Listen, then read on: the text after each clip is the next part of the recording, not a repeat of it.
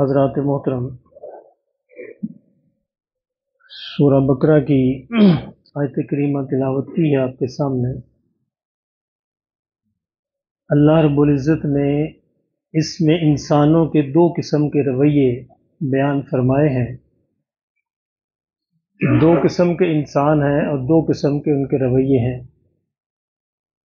پہلی قسم کے انسان فرمایا کہ لوگوں میں سے ایسے لوگ ہیں من یقول ربنا آتنا فی الدنیا، جو اللہ سے یہ کہتے ہیں کہ یا اللہ ہمیں دنیا عطا فرما دے، جو کچھ دینا ہے دنیا ہی میں دے دے۔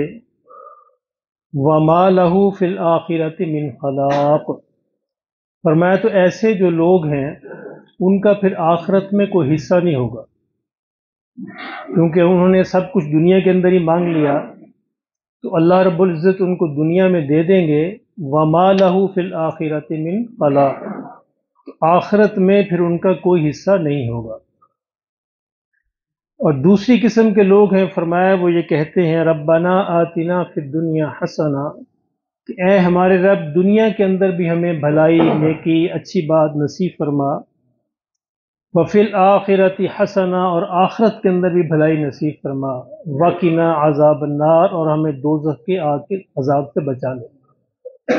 آقا دو عالم صلی اللہ علیہ وسلم کی جو دعائیں ہیں ان کے اندر سب سے زیادہ مانگے جانے والی دعا یہ دعا ہے، یعنی حضور صلی اللہ علیہ وسلم سب سے زیادہ جو دعا مانگتے تھے وہ یہ تھی ربنا آتنا فی الدنیا حسنہ وفی الآخرۃ حسنۃ وقنا عذاب النار۔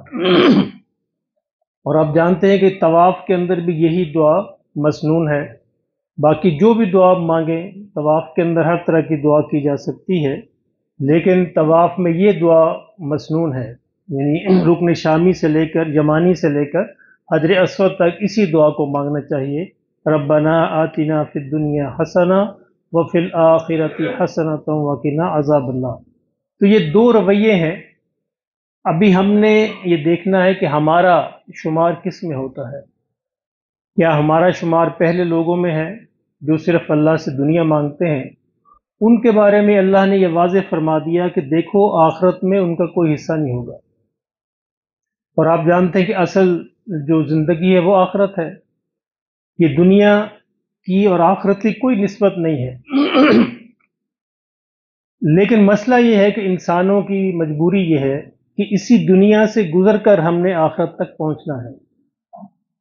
چنانچہ انسان کمزور ہے، دنیا کے جھمیلوں میں، دنیا کی دلکشی میں، دنیا کی رعنائی میں پھنس کر رہ جاتا ہے، اور عام طور پر عملی طور پر آخرت کو بھول جاتا ہے۔ اس کے سارے پلاننگ، سارے منصوبے، سارے پروگرام جو ہیں وہ موت سے پہلے پہلے کے ہوتے ہیں۔ اگر ہم کبھی اپنا حساب لگائیں، کبھی بیٹھ کے حساب لگائیں کہ جس سے ہم انسان اپنی پروگرام بناتا ہے، تو کیا ہم نے قبر کا، موت کا، آخرت تک کوئی پروگرام بنایا ہے؟ عام طور پر ایسا نہیں ہوتا۔ لیکن یہ دنیا جو کہ اس میں سے ہم نے گزر کے جانا ہے، اس لحاظ سے، اس حوالے سے بہت قیمتی ہے۔ اب انسان کرے تو کیا کرے؟ اس کی بڑی خوبصورت مثال مولانا روم نے دی ہے کہ دیکھیں دنیا جو ہے، اس دنیا کی مثال ایک سمندر کی ہے۔ سمندر ہے دنیا، اور انسان اس کے اوپر ایک کشتی ہے۔ اسی کشتی سے، اسی سمندر سے انسان نے گزر کے جانا ہے۔ تو کشتی جب تک پانی کے اوپر رہتی ہے چلتی رہتی ہے۔ اب کشتی زمین پہ تو چل نہیں سکتی، ریت پہ نہیں چل سکتی، اس نے بہرحال پانی میں چلنا ہے۔ اسی طرح انسان نے بہرحال دنیا سے گزرنا ہے، دنیا ہی میں رہنا ہے، لیکن دنیا کے اوپر رہے۔ جس طرح کشتی پانی کے اوپر رہتی ہے تو چلتی رہتی، جو ہی پانی کشتی کے اندر آتا ہے تو کشتی ڈوب جاتی۔ تو یہی مثال انسان کی ہے کہ انسان نے بہرحال دنیا میں رہنا ہے، اسی سمندر سے گزر کے جانا ہے، لیکن اگر اس سمندر کا پانی انسان کے دل میں آ گیا تو پھر انسان ڈوب جائے گا۔ پھر وہ بحفاظت، بخریت جو ہے وہ آخرت تک نہیں پہنچ سکے گا، دنیا کے اندر ہی ڈوب جائے گا۔ عام طور پر ہمارے ہاں ہمارا المیہ یہی ہے کہ ہم عام طور پر دنیا میں ڈوب جاتے ہیں۔ اللہ رب العزت نے قرآن مجید میں ایک اور صورت میں اس کو بڑا واضح فرمایا۔ یہ قانون جو ہے آخرت میں جو کامیابی کا قانون ہے وہ یہی ہے، فَأَمَّا مَن طَغَىٰ وَآثَرَ الْحَيَاةَ الدُّنْيَا، فرمایا کہ جس نے سرکشی اختیار کی اور دنیا کی زندگی کو ترجیح دی، یعنی زیادہ اہمیت جو اس آیت کے پہلے میں بیان کیا گیا ہے، زیادہ اہمیت اس نے دنیا کی زندگی کو دی، فَأَمَّا الْجَحِيمَ هِيَ الْمَأْوَىٰ، تو اس کا ٹھکانہ پھر دوزخ ہوگا۔ فَأَمَّا مَن طَغَىٰ، جس نے سرکشی اختیار کر لی، اللہ کی مان کر زندگی بسر نہ کی، وَآثَرَ الْحَيَاةَ الدُّنْيَا، اور دنیا کی زندگی کو ترجیح دی، پریفرنس دی، اوپر رکھا اس کو، فَإِنَّ الْجَحِيمَ هِيَ الْمَأْوَىٰ، تو وہ ہے کہ جہنم ہی اس کا ٹھکانہ ہوگا۔ وَأَمَّا مَنْ خَافَ مَقَامَ رَبِّهِ وَنَهَى النَّفْسَ عَنِ الْهَوَىٰ، اور جو اس دنیا میں رہتے ہوئے اللہ سے ڈر کر زندگی بسر کی، اس کے دل میں اللہ کا خوف رہا، اللہ کے آگے کھڑا ہونے سے ڈرا کہ مجھے اللہ کے حضور کھڑے ہونا ہے، فَإِنَّ الْجَنَّةَ هِيَ الْمَأْوَىٰ، تو اس کا ٹھکانہ پھر جنت ہوگا۔ یہ بڑی آسان سا فارمولہ ہے، ہر انسان اس پہ اپنے آپ کو پرکھ سکتا ہے کہ میری ترجیحات کیا ہیں، میری زندگی کا رخ کس طرف ہے، میں نے کس کو ترجیح دی ہے اور میں نے کس کو زیادہ اہمیت دی ہے، کیا میں صرف دنیا ہی مانگتا ہوں یا آخرت ہی مانگتا ہوں۔ اچھا، اگر ہم اپنی دعاؤں کے اندر بھی دیکھ لیں تو ہماری دعاؤں میں بھی عام طور پر دنیا کا حصہ زیادہ ہوتا ہے، آخرت کا حصہ کم ہوتا ہے، جبکہ نبی صلی اللہ علیہ وسلم کی دعاؤں کو اگر دیکھا جائے تو آپ کی دعاؤں میں آخرت کا حصہ زیادہ تھا۔ دنیا بھی تھی، دنیا مانگنے کا حکم ہے کہ دنیا اچھی مانگی جائے، ظاہرہ انسان نے یہیں سے گزرنا ہے، لیکن نظروں کے اندر ہمیشہ آخرت رہنی چاہیے، ترجیح اس کی ہونی چاہیے۔ ہر وہ عمل ان دنیا میں رہتے ہوئے انسان ہر بات کا حساب لگائے کہ میرا کون سا عمل آخرت کے لیے نقصان دہ ہے اور کون سا عمل آخرت کے لیے فائدہ مند ہے، اس حوالے سے پھر اس کی زندگی آخرت کی زندگی بن جائے گی۔ یعنی اگر صرف یہ دیکھنا شروع کر دے کیا میں جو بولنے لگا ہوں آخرت کے لیے فائدہ مند ہے یا نقصان دہ ہے، جو میں کرنے لگا ہوں کیا یہ آخرت کے لیے فائدہ مند ہے یا نقصان دہ ہے، جو میں سننے لگا ہوں کیا یہ آخرت کے لیے فائدہ مند ہے یا نقصان دہ ہے، میں جو دیکھنے لگا ہوں کیا یہ آخرت کے لیے فائدہ مند ہے یا نقصان دہ ہے، تو انسان خود ہی اس کے رخ جو ہے خود بخود صحیح ہو جائے گا۔ اور یہ ہر انسان کو پتہ ہوتا ہے، ایسا نہیں ہے، الحمدللہ اتنا شعور ہر مسلمان کو حاصل ہے کہ اس کو پتہ ہے کہ یہ چیز آخرت کے لیے نقصان دہ ہے، یہ نہیں نقصان دہ، سب کو معلوم ہے۔ تو تھوڑا سا اگر اپنے آپ کو کنٹرول کر لے کہ مجھے بہرحال آخرت میں جانا ہے، میرا سفر وہیں پہ ہے، میرا رخ وہیں پہ ہے، اسی لمحے کسی لمحے بھی موت جو ہے آ سکتی ہے اور مجھے اللہ کے حضور کھڑے ہونا ہے، انشاءاللہ پھر اس کا مسئلہ نہیں بنے گا، پھر آخرت کو ترجیح رہے گی اور وہ آخرت کا بن کر زندگی بسر کرے گا۔ اس کی سب سے خوبصورت مثال جو ہے وہ آقا دو عالم صلی اللہ علیہ وسلم کے جو شاگرد ہیں، براہ راست شاگرد صحابہ، ان کی زندگی میں ملتی ہے کہ آخرت کا بن کر کس طرح رہنا ہے۔ اگر ہم یہ چاہیں کہ ہمیں کوئی عملی نمونے مل جائیں، عملی مثالیں مل جائیں، تو بے مثال جو ہیں، بے شمار مثالیں بکھری پڑی ہیں صحابہ کے، ہر صحابی کی زندگی میں بے شمار مثالیں بکھری پڑی ہیں کہ آخرت کو ترجیح کس طرح دی جاتی ہے۔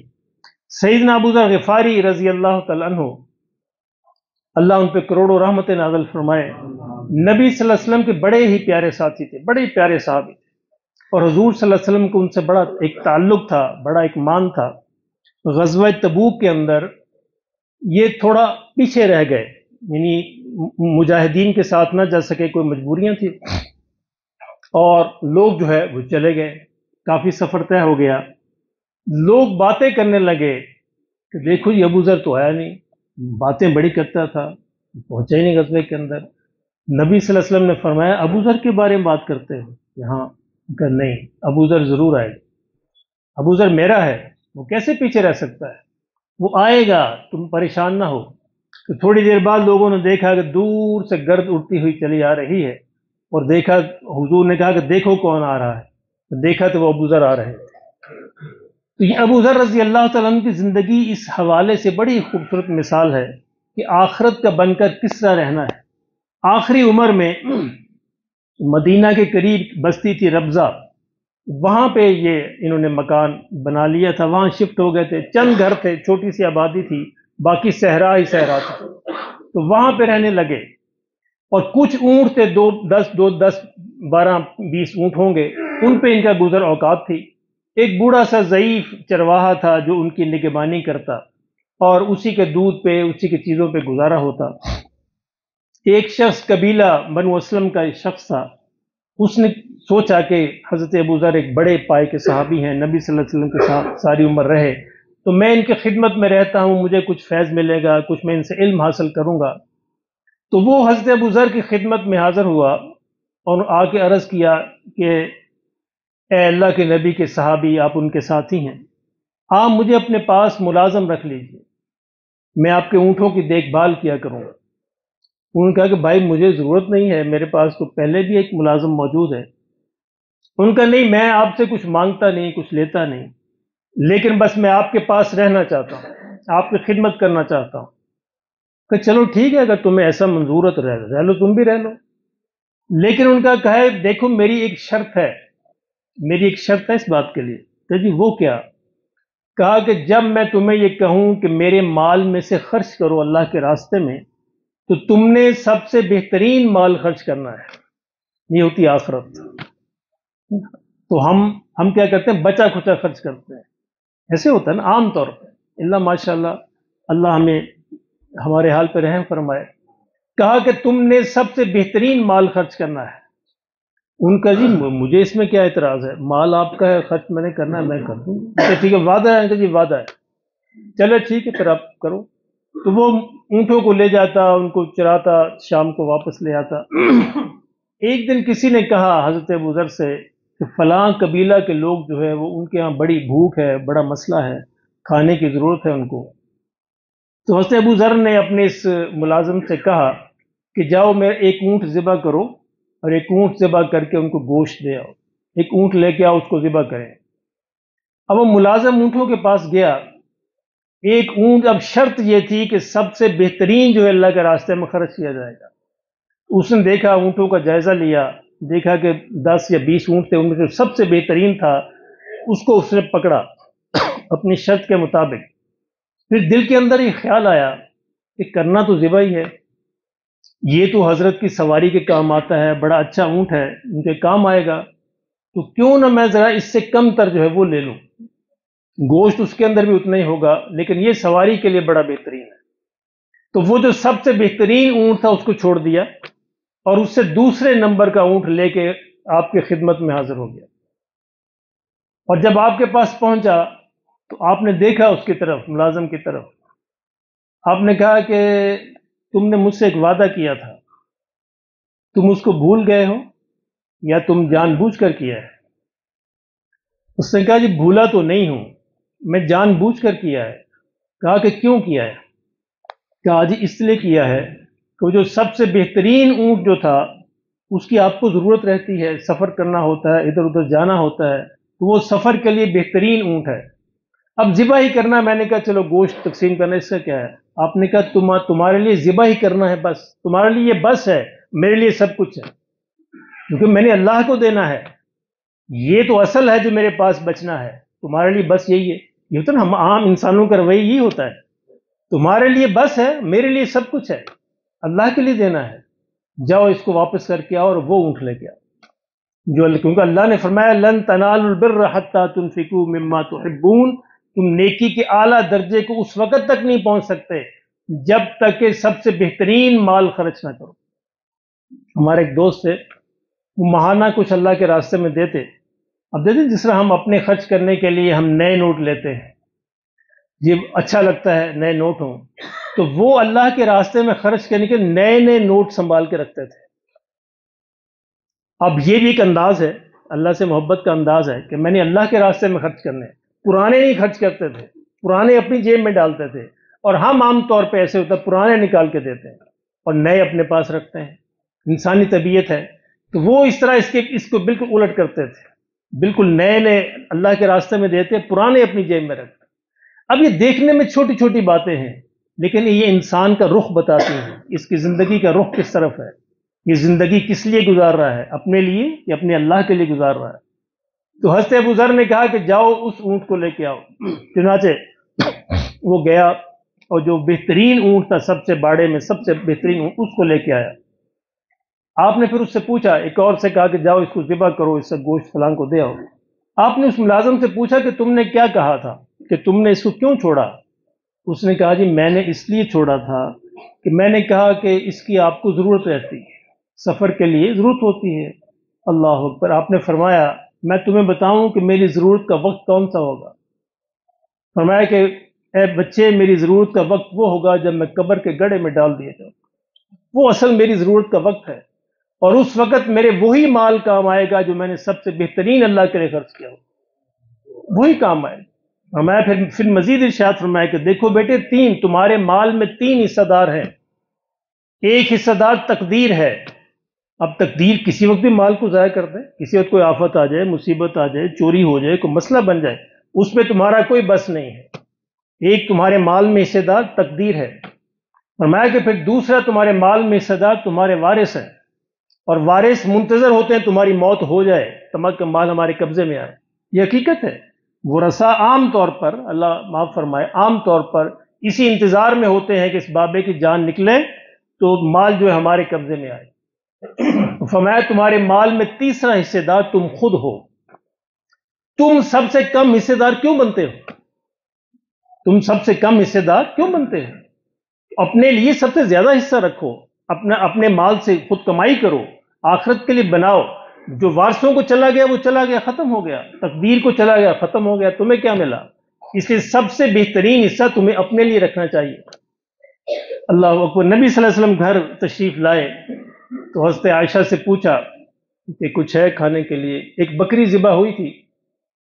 तो हज़रत आयशा ने कहा कि बकरी ज़िबा हुई थी, सारा गोश्त जो है हमने तकसीम कर दिया, बस ये एक रान जो है वो बची है, बाकी तो हमने तकसीम कर दिया।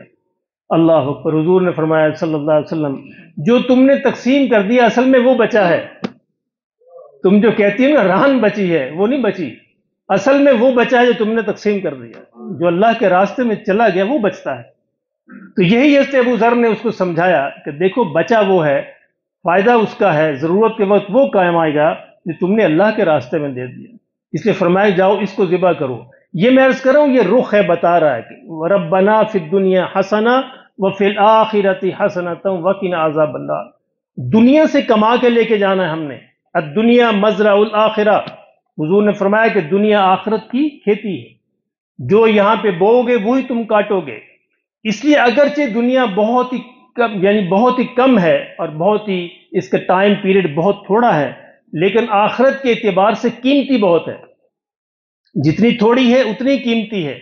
इसके मिनट, इसके सेकंड, एक एक मिनट, एक एक सेकंड कीमती है। इसी के मिनटों और सेकंडों पे आखिरत की कामयाबी का फैसला होना है। तो अल्लाह हमें ये समझ नसीब फरमा दे। अल्लाह रब्बुल इज़्ज़त ने इस जो आयत मैंने आपके सामने तिलावत फरमाई है, इसमें यही इरशाद फरमाया कि 2 किस्म के लोग हैं। एक, लोगों की महवर, उनकी कोशिश, उनकी दौड़ धूप दुनिया के अंदर ही खत्म हो जाती है। सुबह से लेकर शाम तक उनके सारे प्लान यही होते हैं, सारी मनसूबाबंदी यही होती है, किस तरह मेरा मकान बन जाए, प्लाट बन जाए, दुकान बन जाए, बैंक बैलेंस बन जाए। आमतौर पर हमारे यहाँ इंसानों के ये 3 चीजें मैं सुनता हूं अपने सब दोस्त अहबाब से: मकान, दुकान, प्लाट, मकान, दुकान, प्लाट, मकान, दुकान, प्लाट। जब से शऊर संभाला है, अपने रिश्तेदारों में भी, दोस्त अहबाब में भी, सबकी दौड़ धूप इसी में लगी हुई है, मकान, दुकान, प्लाट। मेरे कुलीग थे, मुझे कहने लगे कि मेरे 4 बेटे हैं, तो मैंने उनके 3 के लिए ना मकान बना दिया, अब चौथे का सोच रहा हूं क्या करूं। तो मुझे कहने लगे तुम्हारे भी 4 बेटे हैं, तुमने क्या किया? कुछ भी नहीं किया। क्या मतलब? वो बस उनको तालीम दिलवा दी है, बाकी अल्लाह मालिक है। मेरा भी अल्लाह मालिक था, मुझे भी मेरे माँ बाप ने कुछ नहीं दिया था, अल्लाह का शुक्र है सब कुछ आज मौजूद है। तो वो मेरे जिम्मे नहीं है, उनको मकान बना के देना मेरे जिम्मे नहीं है, तालीम दिलवाना मेरे जिम्मे था, तो वो उनको दिलवा दी अल्हम्दुलिल्लाह। अब बाकी अल्लाह जाने, वो जाने। क्या तुम तो अजीब अजीब बातें करते हो, मेरी समझ में नहीं आती। कि मेरी समझ में तुम्हारी बातें नहीं आती। भी 4 बच्चे हैं, 3 मकान बना सको, चौथे की क्या मुसीबत है? अब तुम बूढ़े हो गए हो, अपनी फिक्र करो। हमारा यही होता है, सारी उम्र उसी के गिर्द घूमते रहते हैं, बच्चे बच्चे, बीवी बच्चे, मकान, दुकान, प्लाट।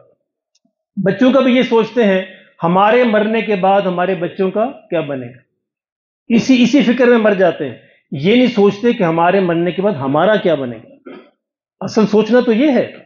बच्चे तो अल्लाह के हवाले, इंशाल्लाह बच्चों का बन जाएगा। बड़े बड़े मैंने देखे यहाँ पे यतीम गरीब मिस्कीन बच्चे, अल्लाह ने ऐसा पाला कि इंसान हैरान रह जाता है, परेशान हो जाता है। ये अल्लाह की कुदरत है, अल्लाह अकबर। मेरे अपने 3 ब्रदर इन लॉ जो है, तीनों अपने बच्चों को यतीम छोड़ के गए, आज माशाल्लाह सारे सेट हैं। यानी कुछ 6-6 माह 2-2 साल 3-3 साल की उम्र थी बच्चों की जब वो इस दुनिया से रुखसत हुए। सब सीखे अल्हम्दुलिल्लाह। इसलिए ये सोचना चाहिए कि मेरे मरने के बाद मेरा क्या बनेगा। उसके लिए इंतहाई अहम है कि दुनिया में रहते हुए जिस तरह हम बाकी सारी प्लानिंग करते हैं, ये प्लानिंग भी कर लें। यानी दुनिया में रहें, लेकिन जिस तरह किश्ती पानी के ऊपर रहती है, इस तरह दुनिया के ऊपर पानी के ऊपर गुजर के चल जाए। अगर ये किश्ती दुनिया की मोहब्बत पानी के अंदर आ गई, यानी किश्ती के अंदर आ गया पानी, तो फिर ये किश्ती डूब जाएगी। तो अगर दुनिया की मोहब्बत दिल के अंदर आ गई, तो फिर ये इंसान आखिरत के एतबार से डूब जाएगा। अल्लाह पाक हमें इसकी समझ नसीब फरमा दे और दुनिया से उतना हिस्सा लेने की तौफीक अता फरमाए जितना आखिरत के लिए ज़रूरी हो, और आखिरत के लिए उतनी मेहनत करने की तौफीक अता फरमाए जितना आखिरत में रहना है। जितना जहां इंसान ने रहना होता है ना, उसी एतबार से मेहनत करता है। तो दुनिया में जितना रहना है हमें उस एतबार से उसकी मेहनत करनी चाहिए, और आखिरत में जितना रहना है उसके एतबार से मेहनत करनी चाहिए, और इस दुनिया को भी आखिरत का एक हिस्सा बना लेना चाहिए ताकि हमारी आखिरत कामयाब हो जाए। अल्लाह हमें नसीब फरमाए, सुन्नत अदा फरमाए।